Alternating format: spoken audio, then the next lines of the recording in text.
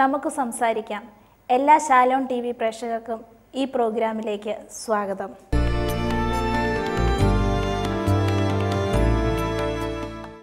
ഇന്ന് തിരുവല്ലയിൽ നിന്ന് ഒരു മെർലിൻ ഫിലിപ്പ് അയച്ചിരിക്കുന്ന കത്താണ് നമുക്ക് കിട്ടിയിരിക്കുന്നത്. മെർലിൻ്റെ മോളെ ആദ്യ കുർബാന സ്വീകരണത്തിന് ഒരുക്കുന്നതിന് മെർലിൻ എന്തൊക്കെ ചെയ്യണം എന്നൊക്കെ ചോദിച്ചാണ് മെർലിൻ എഴുതിയിരിക്കുന്നത്. മെർലിൻ്റെ കത്ത് ഞാനൊന്ന് വായിക്കാം. സ്നേഹം നിറഞ്ഞ അങ്കിൾ ആൻറ്റി, ഞാനൊരു വീട്ടമ്മയാണ്. ഞങ്ങളുടെ വിവാഹം കഴിഞ്ഞിട്ട് 12 വർഷമായി. ഞങ്ങൾക്ക് 2 കുട്ടികളാണുള്ളത്. മൂത്ത കുട്ടിയെ ഈ വർഷം ആദ്യ കുർബാന സ്വീകരണത്തിന് ഒരുക്കണം. മാതാപിതാക്കൾ എന്ന നിലയിൽ കുഞ്ഞിനെ കൂദാശ സ്വീകരണത്തിന് എങ്ങനെയാണ് ഒരുക്കേണ്ടത്? ഓരോ കൂദാശ സ്വീകരണ സമയത്തും മാതാപിതാക്കൾ എന്തെല്ലാം കാര്യങ്ങൾ ശ്രദ്ധിക്കണം? സ്നേഹപൂർവ്വം മെർലിൻ ഫിലിപ്പ്, തിരുവല്ല. ഈ കത്തിന് പാപ്പായ്ക്കും മമ്മിക്കും എന്താണ് മറുപടി പറയാനുള്ളത്? പോളാറാമൻ മാർപ്പാപ്പ ഒരിക്കൽ പറയുകയുണ്ടായി, മാതാപിതാക്കളോട് ഒരു ചോദ്യം. മാതാപിതാക്കളായി നിങ്ങളുടെ കുഞ്ഞുങ്ങളെ ആദ്യ കുർബാന സ്വീകരണം, സൈര്യലേപനം തുടങ്ങിയ ഓരോ കൂദാശ സ്വീകരിക്കുമ്പോഴും വേണ്ടതുപോലെ ഒരുക്കാറുണ്ടോ? നിങ്ങൾ അവരെ നമസ്കാരം പഠിപ്പിച്ച് അത് ചെല്ലിക്കാറുണ്ടോ? മാതാപിതാക്കളോട് തന്നെ വ്യക്തമായിട്ട് രീതിയിൽ പോളാറാമൻ മാർപ്പാപ്പ ചോദിച്ചിരിക്കുന്ന ഈ ചോദ്യം ഇന്ന് മാതാപിതാക്കളായ നമ്മൾ ഓരോരുത്തരും നമ്മളോട് തന്നെ ചോദിക്കേണ്ട ഒരു ചോദ്യമാണിത്. മാതാപിതാക്കൾ കൂദാശകളുടെ സ്വീകരണത്തിനായിട്ട് കുട്ടികളെ നന്നായിട്ട് ഒരുക്കണമെന്നുണ്ടെങ്കിൽ എന്താണ് കൂദാശ എന്ന് തന്നെ മാതാപിതാക്കൾ അറിഞ്ഞിരിക്കണം. കൂദാശ എന്താണെന്ന് ബോധ്യം വന്നാൽ മാത്രമേ അതിനു വേണ്ടിയിട്ടുള്ള ഒരുക്കം വേണ്ട രീതിയിൽ നടത്താനായിട്ട് സാധിക്കുകയുള്ളൂ. നിത്യം ജീവിക്കുന്നവനും ജീവൻ നൽകുന്നവനുമായ ക്രിസ്തുവിൽ നിന്ന് പുറപ്പെട്ടു വരുന്ന ശക്തികളാണ് കൂദാശകൾ. ഇത് സഭയാകുന്ന തൻ്റെ ശരീരത്തിൽ പരിശുദ്ധാത്മാവിൻ്റെ പ്രവർത്തനം മൂലം നമുക്ക് ലഭ്യമാകുന്നു. ഇത് വളരെ പ്രധാനപ്പെട്ട ഒരു കാര്യമാണ്. ജീവിക്കുന്ന ദൈവത്തിൽ നിന്ന് പുറപ്പെട്ടു വരുന്ന ശക്തികളാണ് കൂദാശകളെന്ന് ഇന്ന് പലർക്കും അറിഞ്ഞുകൂടാ. ഈ ശക്തി വേണ്ട രീതിയിൽ സ്വീകരിക്കുവാനായിട്ട് മക്കളെ നല്ലതുപോലെ നമ്മൾ ഒരുക്കണം. നമ്മളും ഒരുങ്ങണം. നമ്മൾ ഒരുങ്ങിയാൽ മാത്രമേ നമുക്ക് മക്കളെ നല്ല രീതിയിൽ ഒരുക്കാനായിട്ട് സാധിക്കുകയുള്ളൂ. ഇത് ദൈവം നമുക്ക് സൗജന്യമായിട്ട് നൽകുന്നതാണെങ്കിൽ പോലും സ്വീകരിക്കുന്ന വ്യക്തികളുടെ മനോഭാവത്തെ കൂടി ആശ്രയിച്ചാണ് കൂദാശകളിൽ നിന്ന് കിട്ടേണ്ട വരപ്രസാദം അല്ലെങ്കിൽ കൃപ നമുക്ക് ലഭിക്കുന്നത്. നമ്മൾ എങ്ങനെയാണ് ഇതിനു വേണ്ടി ഒരുങ്ങേണ്ടത്? നമ്മൾ നല്ലതുപോലെ കുമ്പസാരം നടത്തി വിശുദ്ധ കുർബാന ഏറ്റവും യോഗ്യതയോടുകൂടി സ്വീകരിച്ച് നമ്മൾ തന്നെ ആദ്യമായിട്ട് ഒരുക്കം നടത്തണം. അതിനൊരു പ്രധാനപ്പെട്ട കാരണമുണ്ട്. പരിശുദ്ധ പിതാവ് ജോൺ പോൾ II മാർപ്പാപ്പ പറയുകയുണ്ടായി, ദിവ്യകാരുണ്യത്തെക്കുറിച്ച് അല്ലെങ്കിൽ പരിശുദ്ധ കുർബാനയെക്കുറിച്ചും ഒക്കെ നമുക്ക് വേണ്ട രീതിയിൽ ബോധ്യപ്പെടണമെന്നുണ്ടെങ്കിൽ പരിശുദ്ധാത്മാവിൻ്റെ ശക്തിയും പരിശുദ്ധ അമ്മയുടെ മാധ്യസ്ഥവും കൂടിയേ തീരും. പരിശുദ്ധ കുർബാനയിൽ എഴുന്നള്ളിയിരിക്കുന്ന ഈശോയെയാണ് ദിവ്യകാരുണ്യമെന്ന് പറയുന്നത്. അപ്പോൾ ദിവ്യകാരുണ്യത്തെക്കുറിച്ച് പരിശുദ്ധ കുർബാനയെക്കുറിച്ച് നമുക്ക് ബോധ്യം വരണമെങ്കിൽ നമ്മുടെ ശക്തി കൊണ്ട് പറ്റില്ല. മറിച്ച് പരിശുദ്ധാത്മാവിൻ്റെ സഹായം കൂടിയേ തീരൂ. പരിശുദ്ധ അമ്മയുടെ മാധ്യസ്ഥവും നമ്മൾ യാചിച്ചിരിക്കണം. എങ്കിൽ മാത്രമേ ഇതിലുള്ള ആ ദൈവിക സത്യങ്ങളെക്കുറിച്ച്, അതിൽ വസിക്കുന്ന സത്യദൈവത്തെക്കുറിച്ചൊക്കെ നമുക്ക് ബോധ്യം വരികയുള്ളൂ. ഇന്ന് പല ആളുകളും പലതിലും സംബന്ധിക്കുന്നുണ്ട്. എന്തിനാ സംബന്ധിക്കുന്നതെന്നോ എന്തിനാ സ്വീകരിക്കുന്നതെന്നോ ഒന്നും പലർക്കും അറിഞ്ഞുകൂടാ. ഞായറാഴ്ച ദിവസങ്ങളിൽ പലരും ദേവാലയത്തിൽ പോകുന്നുണ്ട്. എന്തിനു വേണ്ടിയിട്ടാണ് ഞായറാഴ്ച ദിവസം ദേവാലയത്തിൽ പോകുന്നത്, ദിവ്യബലിയിൽ സംബന്ധിക്കുന്നതെന്ന് പലർക്കും അറിഞ്ഞുകൂടാ. ഒരു ഞായറാഴ്ച വിശുദ്ധ കുർബാന കാണാൻ പോകുമ്പോൾ ഈ ആഴ്ചയുടെ ആദ്യ ദിവസം ദേവാലയത്തിൽ പോയി ഈ ആഴ്ചക്കാലത്തേക്ക് വേണ്ട എല്ലാ കാര്യങ്ങളും ഈശോയിൽ സമർപ്പിച്ച് അതിന് ശക്തി സംഭരിക്കണമെന്ന് ഒരു അപ്പച്ചൻ ഒരു അമ്മച്ചി മോളോട് പറഞ്ഞു കൊടുത്ത് വിട്ടാൽ അവിടെ ചെന്ന് കഴിയുമ്പോഴേ അവർക്ക് കൈ കൂട്ടിപ്പിടിച്ചതെന്ന് പ്രാർത്ഥിക്കാൻ സാധിക്കും. അല്ലെങ്കിൽ കുഞ്ഞുങ്ങൾ അങ്ങോട്ടും ഇങ്ങോട്ടും അവിടെ ചെന്നൊരു ചടങ്ങ് ചെല്ലുമ്പോഴേ അവിടെ ചെന്നു അവരെന്തോ പറയുന്നു കേട്ടു ഇഞ്ഞു പോകുന്നു. അവിടുന്ന് പരിശുദ്ധ കുർബാനയുടെ സ്ഥാപനം നടത്തിയതിന് ശേഷം ഈശോ പറഞ്ഞ കാര്യമുണ്ട്, ഇതെൻ്റെ ഓർമ്മയ്ക്കായിട്ട് ചെയ്യണമെന്ന്. ഓർമ്മ പുതുക്കാൻ വേണ്ടി, ഈശോയുടെ ഓർമ്മ പുതുക്കാൻ വേണ്ടിയിട്ടാണ് ഞായറാഴ്ചകളിൽ നമ്മൾ ദിവ്യബലിയിൽ സംബന്ധിക്കുന്നത്. അപ്പോൾ ആ പെസഹ ഭക്ഷണത്തിൻ്റെ ആ ഓർമ്മ പുതുക്കലാണ് ഓരോ ഞായറാഴ്ചയും നമ്മൾ നടത്തുന്നത്. അപ്പോൾ അതിന് വേണ്ടിയിട്ട് ആ ഈശോയുടെ ഓർമ്മ ആചരണമാണ്. അതാരും മുടക്കം വരുത്താനായിട്ട് പാടില്ല. കാരണം ഇത് ദൈവത്തിൻ്റെ ഒരു നിർദ്ദേശമാണ്, അല്ലെങ്കിൽ ദൈവം തന്നെ പറഞ്ഞു ഇതെൻ്റെ ഓർമ്മയ്ക്കായിട്ട് ചെയ്യണമെന്ന്.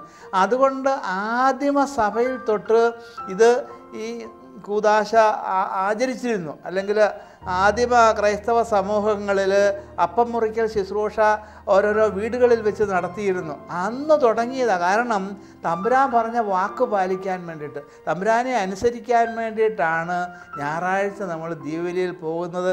തമ്പുരാനെ അനുസ്മരിക്കാൻ വേണ്ടിയിട്ടാണ് ദിവ്യബലിയിൽ പങ്കെടുക്കുന്നത്.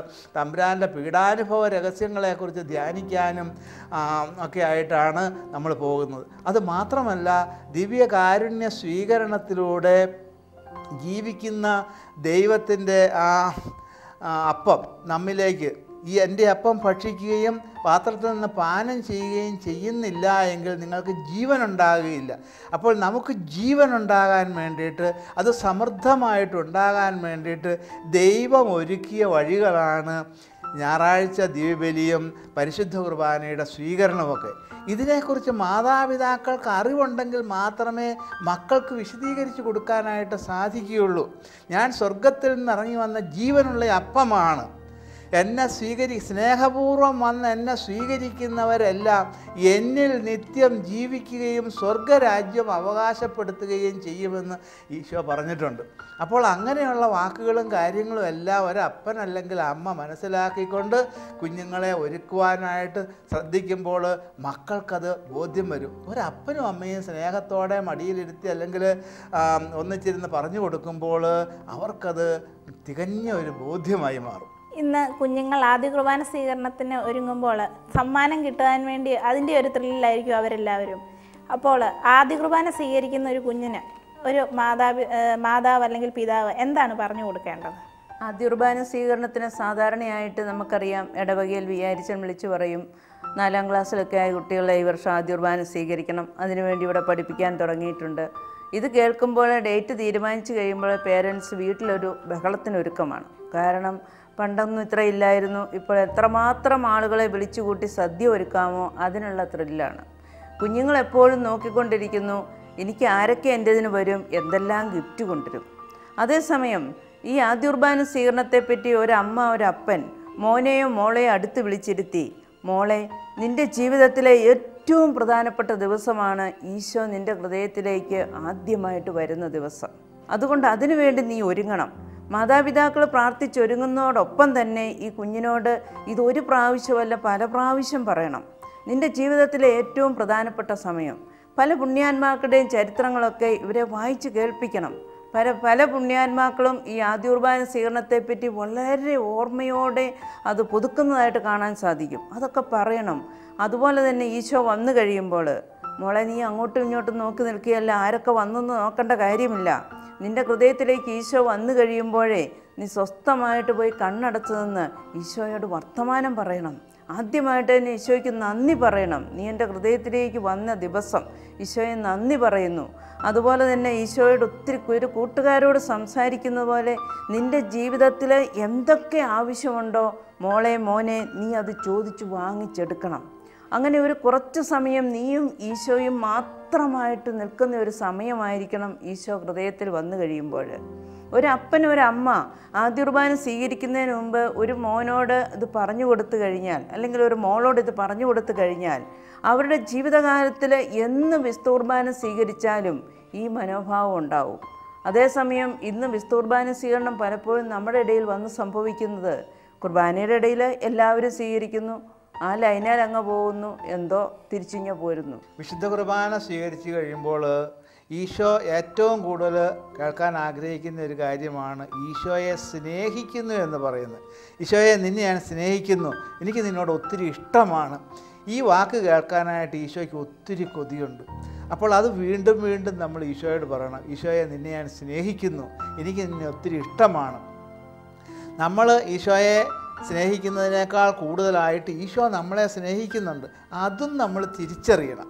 അപ്പോൾ ഇങ്ങനെ അങ്ങോട്ടും ഇങ്ങോട്ടും സംസാരിച്ച് ആ സ്നേഹം കൈമാറണം. ഹൃദയത്തിലേക്ക് വന്ന ഈശോയോട് ആവശ്യമായ രീതിയിൽ നമ്മൾ സംസാരിക്കണം. സംസാരത്തിന് സമയം കണ്ടെത്തണം. പിന്നെ അടുത്ത ദിവസങ്ങളിലൊക്കെ ദേവാലയത്തിൽ പോകുവാനും വിശുദ്ധ കുർബാന സ്വീകരിക്കുവാനും അവനെയും അവളെയും അപ്പനമ്മമാരാണ് ഒരുക്കേണ്ടത്. അതുപോലെ അടുത്തടുത്തുള്ള പിന്നതിലുള്ള കുമ്പസാരങ്ങൾ കുഞ്ഞിനെ പറഞ്ഞു കൊടുത്ത് ഒരുക്കി, നീ ഇങ്ങനെയാണ് കുമ്പസാരിക്കണം. കാരണം ഉടനടി തന്നെ എല്ലാം ചെയ്യാൻ അവന് സാധിച്ചെന്ന് വരില്ല. കുമ്പസാരത്തിന് മാതാപിതാക്കൾ തന്നെ മക്കളെ ഒരുക്കി വിടണ്ടേ? പിന്നീടുള്ള കുമ്പസാരങ്ങൾക്ക് മാതാപിതാക്കൾ ആവശ്യമായ കാര്യങ്ങൾ പറഞ്ഞൊരുക്കി വിടണം. എന്താണ് നീ പറയേണ്ടത്, നീ എങ്ങനെയൊക്കെ കുമ്പസാരിക്കണം, അത് എത്ര ദിവസമായെന്നൊക്കെ മാതാപിതാക്കൾ അറിഞ്ഞിരിക്കണം. അവന് പ്രായമായില്ലേ, അവൻ ചെയ്തോട്ടെ. അതല്ല, മാതാപിതാക്കളുടെ ഉത്തരവാദിത്വമാണ് അടുക്കളടക്കമുള്ള കുമ്പസാരവും വിശുദ്ധ കുർബാന സ്വീകരണവും. അതുപോലെ അവധി ദിവസങ്ങളൊക്കെ മാതാപിതാക്കൾ മക്കളെ പള്ളിയിൽ വിടുവാനും വിശുദ്ധ കുർബാന സ്വീകരിക്കുന്ന കാര്യത്തെപ്പറ്റി മനസ്സിലാക്കുവാനും പറയുവാനും ഒക്കെ ഉത്സാഹരായി. എങ്കിൽ മാത്രമേ ഈ വിശുദ്ധ കുർബാന സ്വീകരണത്തെ പറ്റിയുള്ള ബോധ്യം അവർക്കുണ്ടാകുകയുള്ളൂ. ആദ്യ കുർബാന സ്വീകരണത്തിന് മുമ്പെങ്കിലും കുഞ്ഞുങ്ങൾ നമസ്കാരം മുഴുവൻ പഠിച്ചിരിക്കണം. ഈ കാര്യത്തിൽ മാതാപിതാക്കളാണ് ശ്രദ്ധിക്കേണ്ടത്. പള്ളിയിൽ വൈദികരോ സിസ്റ്റേഴ്സോ ഒക്കെ എത്ര പരിശ്രമിച്ചാലും മാതാപിതാക്കളും കൂടി ഇതിന് ഉത്സാഹിച്ചാൽ മാത്രമേ മക്കൾ നല്ലതുപോലെ നമസ്കാരങ്ങൾ പഠിക്കുകയുള്ളൂ. കുമ്പസാരത്തിനുള്ള ജപം, വിശുദ്ധ കുർബാന സ്വീകരണത്തിനായിട്ടുള്ള ഒരുക്കം, ഇങ്ങനെയുള്ള കാര്യങ്ങളെല്ലാം വേണ്ട രീതിയിൽ മക്കളെ വീട്ടിലിരുത്തി പഠിപ്പിക്കണം. പണ്ടൊക്കെ ഒരു 10ാം ക്ലാസ് കഴിയുന്നത് വരെയെങ്കിലും നമസ്കാരം 33 കൂട്ടവും ചെല്ലിക്കുന്ന ഒരു പ്രവണത ഉണ്ടായിരുന്നു. അന്നൊക്കെ എല്ലാവർക്കും നന്മതിന്മകൾ തിരിച്ചറിയാനായിട്ട് സാധിക്കുമായിരുന്നു. കാരണം ഇന്ന് നന്മ ഏതാണ്, തിന്മ ഏതാണ്, സൽപ്രവർത്തികൾ എന്നാണ്, പുണ്യപ്രവർത്തികൾ എന്നാണെന്നൊന്നും പലർക്കും തിരിച്ചറിയാനായിട്ട് സാധിക്കുന്നില്ല. അതുപോലെ തന്നെ ദൈവത്തെയും മാമോനെയും പോലും തിരിച്ചറിയാൻ പറ്റാത്തൊരു സ്ഥിതിവിശേഷമാണെന്നുള്ളത്. അതുകൊണ്ട് നമ്മുടെ പഴയ പാരമ്പര്യങ്ങളൊക്കെ വെച്ചുകൊണ്ട് ആ നമസ്കാരങ്ങളൊക്കെ ബൈഹാർട്ടാക്കുവാനായിട്ട് മക്കളോട് പറയണം. അത് വീണ്ടും വീണ്ടും ആവർത്തിച്ച് നമ്മുടെ കുടുംബ പ്രാർത്ഥനയ്ക്ക് മുമ്പ് അല്ലെങ്കിൽ കുടുംബ പ്രാർത്ഥനയോടൊപ്പം ചെല്ലുവാനായിട്ട് മക്കളെ പരിശീലിപ്പിക്കണം. അതങ്ങനെ അവരുടെ ജീവിതത്തിൽ, അവരുടെ രക്തത്തിൽ, അവരുടെ സ്വഭാവത്തിൽ, അവരുടെ പ്രവർത്തനത്തിലൊക്കെ ആയിത്തീരുമ്പോൾ അവർക്ക് നല്ലതും ചീത്തയും തിരിച്ചറിയാനായിട്ട് സാധിക്കും. അതുകൊണ്ട് നമസ്കാരം പഠിപ്പിക്കുന്ന ആ കാര്യത്തിൽ മാതാപിതാക്കൾ ഒട്ടും പിന്നോക്കം പോകാനായിട്ട് ഇടയാകരുത്. അതുപോലെ തന്നെ സ്ഥൈര്യലേപനം സ്വീകരിക്കുന്നത് അതും ഒരു കൂദാശയാണ്. അതെന്താണെന്ന് മക്കളോട് പറഞ്ഞു കൊടുക്കണം.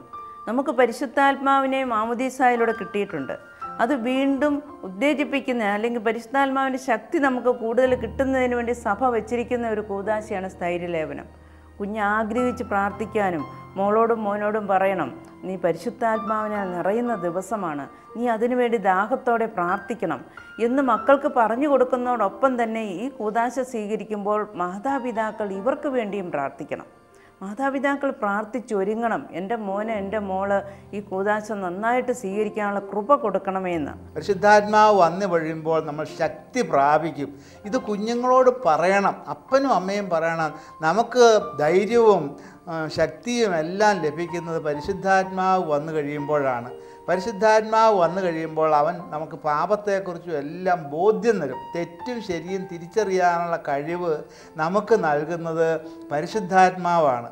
അതോടൊപ്പം തന്നെ നമ്മുടെ മാമോദീസായിൽ നമുക്ക് ലഭിച്ചിട്ടുണ്ട്. നമുക്കറിയാം, വളരെ ചെറുപ്പത്തിലെ കുഞ്ഞുങ്ങൾക്ക് മാമോദീസ നൽകുന്നുണ്ട്. കുഞ്ഞുണ്ടായി കഴിഞ്ഞാൽ ഇന്ന ദിവസത്തിനകം മാമോദീസ നൽകുന്നതാണ് നമ്മുടെ പൂർവികരൊക്കെ പറഞ്ഞിട്ടുണ്ട്. പ്രത്യേകിച്ച് 7 ദിവസം, 9 ദിവസം, 11 ദിവസം അങ്ങനെയൊക്കെ ആയിരുന്നു. പക്ഷേ ഇന്നത് മാറി മാറി മാറി കൊച്ചുങ്ങളായിട്ട് ഓടി നടന്നാൽ കൊടുക്കുന്ന ഒരിതായിട്ട് മാറിയിട്ടുണ്ട്. പക്ഷേ പണ്ടത്തെ അതിലേക്ക് നമ്മൾ തിരിച്ചു വരേണ്ടതാണ്. എത്രയും വേഗം തന്നെ കുഞ്ഞുങ്ങൾക്ക് ഈ മാമോദീസ എന്ന കൂദാശ കൊടുക്കണം. അതുവഴി ഒത്തിരി കൃപ കുഞ്ഞുങ്ങൾക്ക് ലഭിക്കും. ഇന്ന് പലപ്പോഴും കുഞ്ഞുങ്ങൾ രാത്രി കിടന്ന് കരച്ചിലാണ്, അല്ലെങ്കിൽ പലപ്പോഴും അസുഖങ്ങൾ വരുന്നു. ഇങ്ങനെ പല മാതാപിതാക്കൾ പരാതി പറയുമ്പോൾ ഞങ്ങളൊക്കെ ചോദിക്കാറുണ്ട്, മാമോദീസ കഴിഞ്ഞതാണോ? എത്രയും വേഗം മാമോദീസ കൊടുക്ക്. പിന്നീട് അവർ പറയുന്നത് കേൾക്കാൻ ഇട വന്നിട്ടുണ്ട്, മാമോദീസ കഴിഞ്ഞപ്പോഴേ അവരുടെ എല്ലാ കരച്ചിലും മാറി, അസുഖവും മാറി. അപ്പോൾ എത്രയും പെട്ടെന്ന് ഈ മാമോദീസ എന്ന കൂദാശ നമ്മുടെ കുഞ്ഞുങ്ങൾക്ക് കൊടുക്കണം. അതോടൊപ്പം തന്നെ മാതാപിതാക്കൾ പ്രത്യേകം ശ്രദ്ധിക്കണം, കുഞ്ഞുങ്ങളുടെ തലതൊട്ടപ്പനും തലതൊട്ടമ്മയും ആരായിരിക്കണമെന്ന്. ആരെയെങ്കിലും പിടിച്ച് സൗകര്യത്തിൻ്റെ പേരിൽ അല്ല കൊടുക്കേണ്ടത്. നമ്മൾക്ക് ഏറ്റവും കുഞ്ഞിനോട് ഏറ്റവും ബന്ധത്തിൽ അടുത്ത് നിൽക്കുന്നവരായിരിക്കണം. അതുപോലെ തന്നെ ശ്രദ്ധിക്കണം കൂദാശ സ്വീകരണത്തിൽ ഈ കുഞ്ഞിനെ ആത്മീയമായിട്ട് വളർത്തിക്കൊണ്ടുവരുവാൻ കഴിവുള്ളവരെ വേണം തലതൊട്ടപ്പനും തലതൊട്ടമ്മയും ആക്കുവാൻ. കുട്ടിയുടെ ജ്ഞാനസ്നാന പിതാക്കൾ എപ്പോഴും വിശുദ്ധിയും വിശ്വാസവും ഒക്കെ ഉള്ളവരായിരിക്കണം. അവർ തന്നെ കുമ്പസാരിച്ച് പരിശുദ്ധ കുർബാന സ്വീകരിച്ച് ഒരുങ്ങി വേണം കുട്ടിയുടെ തല തൊടുവാനായിട്ട്. കാരണം ഇതിനൊക്കെ ഒത്തിരിയേറെ കാര്യമുണ്ട്, അർത്ഥമുണ്ട്, നമ്മൾ മനസ്സിലാക്കുന്നില്ല. ഇതിൽ നിന്ന് ലഭിക്കുന്ന കൃപ കുഞ്ഞ് ഒരു മാമോദിസ മുങ്ങുന്നതിലൂടെ കുഞ്ഞിലേക്ക് പരിശുദ്ധാത്മാവിൻ്റെ ശക്തി വന്ന് നിറയുന്നതാണ്. അതിനെല്ലാം സമ്മതം മൂളുന്നത് മാതാപിതാക്കളാണ്. ഓരോ ചോദ്യത്തിനും ഉത്തരം കൊടുക്കുന്ന ഈ ജ്ഞാനസ്നാന മാതാപിതാക്കളാണ്. അപ്പോൾ അവർക്ക് അങ്ങ് മരണം വരെ ഈ കുഞ്ഞിനെ നേർവഴിയിൽ നടത്തുവാനുള്ള ഉത്തരവാദിത്വമുണ്ട്. ആ ഉത്തരവാദിത്വം ശരിയായിട്ട് നിറവേറ്റണമെങ്കിൽ ഇവർക്ക് ദൈവകൃപ കൂടിയേ തീരൂ. കൃപ ലഭിച്ചാൽ മാത്രമേ ഇതൊക്കെ നന്നായിട്ട് കൊണ്ടുപോകാനായിട്ട് സാധിക്കുകയുള്ളൂ. അപ്പോൾ ജ്ഞാനസ്നാന പിതാക്കളെ തിരഞ്ഞെടുക്കുന്നതിൽ ഒത്തിരിയേറെ ശ്രദ്ധിക്കേണ്ടതായിട്ടുണ്ട്. സന്മാർഗീയ ജീവിതം നയിക്കുന്നവർ, അല്ലെങ്കിൽ ഏതെങ്കിലും തരത്തിലുള്ള തെറ്റിലും കുറ്റങ്ങളിലും മുഴുകി ദേവാലയവുമായിട്ട് ബന്ധമില്ലാത്ത, വിശുദ്ധ കൂദാശകളുമായിട്ട് ബന്ധമില്ലാത്തവരെയൊക്കെ വെച്ചെന്നാൽ അതുകൊണ്ട് കുഞ്ഞിന് അതിൻ്റേതായ ദൂഷ്യം സംഭവിക്കാനായിട്ടിടയുണ്ട്. അതുപോലെ തന്നെ വളരെ ചെറുപ്പത്തിലെ തന്നെ മാമോദിസ സ്വീകരിക്കുന്നത് വഴി കുഞ്ഞുങ്ങൾ നല്ല മിടുക്കരും നല്ല ഓജസ്സും തേജസ്സും ഒക്കെ ഉള്ളവരായി മാറും. ഒരുമാതിരിയുള്ള പേടി, ഭയം, അസ്വസ്ഥതകളെല്ലാം ഒരു ജ്ഞാനസ്നാനത്തിലൂടെ തന്നെ മാറിപ്പോവുകയും ചെയ്യും. നമുക്കറിയാം, ചിലപ്പോൾ ചില കുഞ്ഞുങ്ങൾ ആശുപത്രിയിലൊക്കെ ഉണ്ടായി വളരെ സീരിയസ് ആണെന്നൊക്കെ പറയുമ്പോഴേക്കും അവിടുത്തെ ആശുപത്രിയിലെ ചാപ്ലൻ പറയും, വീട്ടുമാമോദിസ കൊടുത്താൽ പോരാ, യഥാർത്ഥ മാമോദിസ കൊടുത്താൽ മാത്രമേ കുഞ്ഞിന് കൂടുതൽ ശക്തി ലഭിക്കുകയുള്ളൂ. അതുകൊണ്ട് നിങ്ങൾ മറ്റു ചടങ്ങുകൾക്കൊന്നും പ്രാധാന്യം കൽപ്പിക്കേണ്ട, ശരിയായ രീതിയിൽ മാമോദിസ കൊടുക്കൂ, അതുവഴി കുഞ്ഞിന് സൗഖ്യവും ആരോഗ്യവും കൂടുതൽ ലഭിക്കുമെന്ന് പല വൈദികരും പറഞ്ഞ് ഞാൻ കേട്ടിട്ടുണ്ട്. അപ്പോൾ ഇതിനൊക്കെ നമ്മൾ തയ്യാറാകണം. അതുപോലെ തന്നെ മറ്റു കൂദാശകൾക്കായിട്ട് ഒരുങ്ങുമ്പോഴും അവിടെയും നമ്മൾ ഈ ഒരുക്കത്തിന് ഒത്തിരിയേറെ പ്രാധാന്യമുണ്ട്. ഞാൻ മുമ്പിൽ പറഞ്ഞല്ലോ, കൂദാശകൾ സ്വീകരിക്കുന്ന വ്യക്തിയുടെ മനോഭാവത്തെ ആശ്രയിച്ചാണ് കൂദാശയിൽ നിന്ന് കൃപ ധാരാളമായിട്ട് ഒഴുകി വരുന്നത്. ആദ്യ കുർബാന സ്വീകരണം മാത്രമേ ഇപ്പം മെറിൻ ചോദിച്ചുള്ളൂ. പക്ഷേ ബാക്കി കൂദാശകളും നമ്മൾ ഈ കൂടെ തന്നെ മെറിന് ആവശ്യപ്പെട്ടിട്ടുണ്ട്. രോഗീലേപനം എന്ന കൂദാശ ഒരു രോഗിക്ക് നമ്മൾ എപ്പോഴാണ് കൊടുക്കേണ്ടത്? രോഗീലേപനം എന്ന കൂദാശ മരണാസന്നർക്ക് മാത്രം കൊടുക്കുന്നൊരു കൂദാശയല്ല, കിടപ്പ് രോഗികൾക്ക് കൊടുക്കേണ്ടതാണിത്. കാരണം ഇതുവഴി രോഗസൗഖ്യം പോലും കിട്ടുന്നുണ്ട്. മരണാസന്നരായിരിക്കുന്ന അല്ലെങ്കിൽ പ്രായാധിക്യമുള്ള ഒരാളാണെങ്കിൽ ഇത് സുബോധമുള്ളപ്പോൾ ഒരു വൈദികനെ വിളിച്ച് കുമ്പസാരിപ്പിച്ച് ഇത് കൊടുക്കുന്നത് ഏറ്റവും നല്ലതാണ്. അതുവഴി ചിലപ്പോൾ രോഗസൗഖ്യം കിട്ടും. അതുമാത്രമല്ല, സുബോധത്തോടെ ഇത് സ്വീകരിച്ചാൽ ആ ആത്മാവിന് ഒത്തിരി ഉപകാരപ്രദമായിരിക്കും. അതുപോലെ തന്നെ വിവാഹം എന്ന കൂദാശയ്ക്ക് വേണ്ടിയും മാതാപിതാക്കളാണ് മക്കളെ കൂടുതലായിട്ട് ഒരുക്കേണ്ടത്. അവരുടെ വിളി എന്താണെന്ന് ഏതാണ്ടൊക്കെ മനസ്സിലായി കഴിയുമ്പോൾ ഒരു വൈദികനാകാനോ അല്ലെങ്കിൽ ഒരു സിസ്റ്റർ ആകാനോ ഒക്കെ പോകുന്ന ഒരു കുഞ്ഞ് ആഗ്രഹിക്കുകയാണെങ്കിൽ തടയരുത്, അതിനെ പ്രോത്സാഹിപ്പിച്ച് പ്രാർത്ഥിച്ചുകൊണ്ടിരിക്കണം. അതോ വിവാഹത്തിലേക്ക് ഒരു കുഞ്ഞിന് ആഗ്രഹമുണ്ടെന്ന് അപ്പച്ചനും അമ്മച്ചിക്കും മനസ്സിലായി കഴിഞ്ഞാൽ വർഷങ്ങൾക്ക് മുമ്പേ അവരോട് പ്രാർത്ഥിച്ചൊരുങ്ങാൻ പറയണം. ഇന്ന് ആർഭാടങ്ങൾക്കാണ് കൂടുതൽ പ്രാധാന്യം കൽപ്പിക്കുന്നത്. എന്തുമാത്രം ഒരുങ്ങാവോ, എന്തുമാത്രം വലിയ സദ്യ ഒരുക്കാവോ, അതിനൊക്കെയാണ് മാതാപിതാക്കൾ കൂടുതൽ ഊന്നൽ കൊടുക്കുന്നത്. എന്നാൽ അതല്ല പ്രധാനപ്പെട്ടതെന്നുള്ള ബോധ്യം മാതാപിതാക്കൾക്ക് തന്നെ ഉണ്ടാകണം.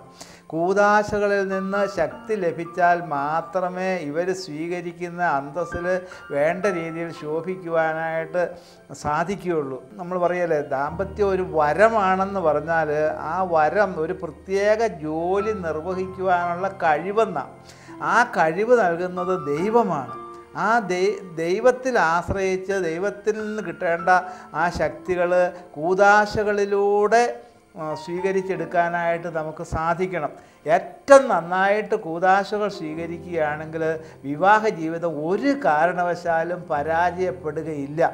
വിശുദ്ധ കുർബാന യോഗ്യതയോടുകൂടി സ്വീകരിക്കണമെങ്കിൽ നല്ല ഒരു കുമ്പസാരം, ആ നല്ല കുമ്പസാരം നടത്തി വിശുദ്ധ കുർബാന ഏറ്റവും യോഗ്യതയോടുകൂടി സ്വീകരിച്ച് വിവാഹമെന്ന കൂദാശ സ്വീകരിക്കുകയാണെങ്കിൽ ഒരാളിൻ്റെയും വിവാഹം പരാജയപ്പെടുകയില്ല. ഇതിന്ന് മാതാപിതാക്കൾ തിരിച്ചറിയുന്നില്ല. അതുകൊണ്ട് എന്തു വേണ്ടി മാതാപിതാക്കൾ അതിനൊന്നും പ്രാധാന്യം കൽപ്പിക്കുന്നില്ല. അതുപോലെ തന്നെ പൗരോഹിത്യത്തിലേക്ക് സന്യാസത്തിലേക്കൊക്കെ പ്രവേശിക്കുന്ന വ്യക്തികളാണെങ്കിലും ഹൃദയ പരിശുദ്ധിയാണ് കാതലായിട്ടുള്ളത്.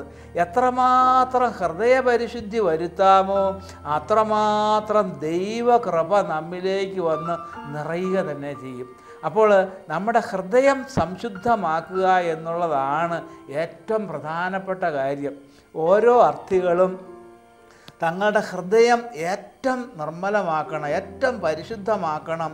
അപ്പോൾ ആ പരിശുദ്ധി നമ്മിൽ വന്ന് നിറയുമ്പോൾ കൃപകൾ ദൈവം നമുക്ക് സൗജന്യമായിട്ട് നൽകുന്നതാണ്. ഇനി ഓരോ കൂദാശ സ്വീകരിക്കുമ്പോഴും വിവാഹമാണെങ്കിലും പൗരോഹിത്യമാണെങ്കിലും സന്യാസമാണെങ്കിലും മാതാപിതാക്കൾക്കാണ് കൂടുതൽ ഉത്തരവാദിത്വം. മക്കളെ ബോധ്യപ്പെടുത്തി കൊടുക്കാം. നിങ്ങൾ പ്രാർത്ഥിച്ചൊരുങ്ങണം, നിങ്ങളുടെ ജീവിതത്തിലെ ഏറ്റവും പ്രധാനപ്പെട്ട സമയമാണെന്ന് പറഞ്ഞ് പ്രാർത്ഥിച്ചൊരുങ്ങാൻ പറയാം. അതോടൊപ്പം തന്നെ മാതാപിതാക്കളുടെ പ്രാർത്ഥനാ സപ്പോർട്ട് എപ്പോഴും ഇവർക്ക് കൊടുക്കണം. ഒരു വൈദികനായ ഒരു വീട്ടിലുണ്ടെങ്കിൽ ആ അമ്മയും അപ്പനും നിരന്തരം അവർക്ക് വേണ്ടി പ്രാർത്ഥിക്കണം. വിവാഹത്തിലേക്ക് പോകുന്ന മക്കളെ വിവാഹിതരാക്കി അവരെ ഒരു വീട്ടിലേക്ക് പറഞ്ഞയച്ചു, അല്ലെങ്കിൽ ഒരു മോൻ വിവാഹം കഴിച്ചു കൊണ്ടുവന്ന് കഴിയുമ്പോൾ എൻ്റെ ഉത്തരവാദിത്വം തീർന്നു എന്നല്ല ഓർക്കേണ്ടത്. എല്ലാ ദിവസവും അവർക്ക് വേണ്ടി പ്രാർത്ഥിച്ചുകൊണ്ടിരിക്കണം. കാരണം അവരേറ്റെടുത്ത ഈ ഉത്തരവാദിത്വം ശരിയാവണ്ണം നിർവഹിക്കണമെങ്കിൽ പുറകിൽ നിന്ന് പ്രാർത്ഥനാ സപ്പോർട്ട് കൊടുത്താലേ മറ്റുള്ളൂ. അപ്പോൾ ഏത് കൂദാശ സ്വീകരിക്കണമെങ്കിലും മാതാപിതാക്കൾ പ്രാർത്ഥിച്ചൊരുങ്ങുകയും അവരവരുടെ മക്കളെ ഓരോ കൂദാശയ്ക്ക് വേണ്ടിയും സമയാസമയങ്ങളിൽ ബോധ്യപ്പെടുത്തുകയും പറഞ്ഞു കൊടുക്കുകയും ചെയ്യണം. അതുപോലെ തന്നെ ഇടവക സമൂഹത്തിനും ഉണ്ടൊരു ഉത്തരവാദിത്വം. ഇടവക സമൂഹം ഒന്ന് ചേർന്ന് എല്ലാവർക്കും വേണ്ടി, ഇടവകയിലെ എല്ലാ കുടുംബങ്ങൾക്കും വേണ്ടി, ആ കുടുംബത്തിൽ നടക്കുന്ന ഓരോ കൂദാശ സ്വീകരണത്തിനും വേണ്ടിയൊക്കെ നന്നായിട്ട് പ്രാർത്ഥിക്കണം. അങ്ങനെ വലിയൊരു പ്രാർത്ഥനയുടെ പിൻബലം ഇവർക്കെല്ലാം ലഭിച്ചു കഴിയുമ്പോൾ ഒരു തരത്തിലും ഒരു പാളിച്ചയോ വീഴ്ചയോ ബുദ്ധിമുട്ടുകളോ ഒന്നും അവരുടെ ജീവിതത്തിൽ, വ്യക്തി ജീവിതത്തിൽ ഉണ്ടാകുകയില്ല. ഇതിനെക്കുറിച്ചെല്ലാം നമ്മൾ കൂടുതൽ ബോധവാന്മാരും ബോധവതികളുമായി തീരണം. അപ്പോൾ കൂദാശ സ്വീകരണം ഒരാളുടെ ജീവിതത്തിലെ ഏറ്റവും പ്രധാനപ്പെട്ട ഒരു കാര്യമാണ്. അതുപോലെ തന്നെ അതിനുവേണ്ടിയുള്ള ഒരുക്കവും പ്രാർത്ഥനയും എല്ലാം വളരെ പ്രധാനപ്പെട്ടതാണ്. അപ്പോൾ മക്കളെ കൂദാശ സ്വീകരണത്തിന് വേണ്ടി ഒരുക്കുന്ന എല്ലാ മാതാപിതാക്കൾക്കും അതിനു വേണ്ട കൃപ ലഭിക്കുന്നതിന് വേണ്ടി നമുക്ക് പ്രാർത്ഥിക്കാം. സ്നേഹമാത്രമായ ഈശോയെ, കൂദാശ സ്വീകരണത്തിന് വേണ്ടി മക്കളെ ഒരുക്കുന്ന എല്ലാ മാതാപിതാക്കളെയും അങ്ങേ മുമ്പിലേക്ക് സമർപ്പിക്കുകയാണ്. മാമുദീസ മുതൽ സ്ഥൈര്യലേപനം വരെയുള്ള കൂദാശകൾ ഓരോന്നോരോന്നായി മക്കൾ സ്വീകരിക്കുമ്പോൾ അതിൻ്റെ ആവശ്യകതയും ബോധ്യവും മക്കൾക്ക് പറഞ്ഞു കൊടുക്കുവാനും അവർക്ക് പ്രാർത്ഥനാ സപ്പോർട്ട് കൊടുക്കുവാനും എല്ലാ മാതാപിതാക്കളെയും അനുഗ്രഹിക്കണമേ. അതുവഴി ആ കുഞ്ഞുങ്ങൾ ഓരോരുത്തരും അവരവരുടെ ജീവിതത്തിൽ കൂടുതൽ ദൈവാനുഭവമുള്ളവരായിട്ട് മാറുവാൻ, ദൈവസ്നേഹം അനുഭവിക്കുന്നവരായിട്ട് മാറുവാൻ ഇടയാക്കണമേ. പരിശുദ്ധ അമ്മേ, കുഞ്ഞുമക്കൾ ഓരോരുത്തർക്കും വേണ്ടി അമ്മ മാതാപിതാക്കളോടൊത്ത് പ്രാർത്ഥിക്കണമേ. അമ്മയുടെ പ്രാർത്ഥന സപ്പോർട്ട് ഞങ്ങളുടെ എല്ലാവരുടെയും കുഞ്ഞുങ്ങളെ കൂടുതൽ നല്ലവരായിട്ട് വളർത്തുവാനുള്ള കൃപ തരണമേ. വിശുദ്ധ ഔസേപ്പ് പിതാവേ, ഞങ്ങളുടെ എല്ലാ കുടുംബങ്ങൾക്ക് വേണ്ടിയും പ്രത്യേകമായിട്ട് മാതാപിതാക്കൾക്ക് വേണ്ടി ഔസേപ്പ് പിതാവ് ഉണ്ണീശോയോട് മാധ്യസ്ഥം അപേക്ഷിക്കണമേ. നിത്യം പിതാവും പുത്രനും പരിശുദ്ധാത്മാവും സർവേശ്വര ആമേൻ.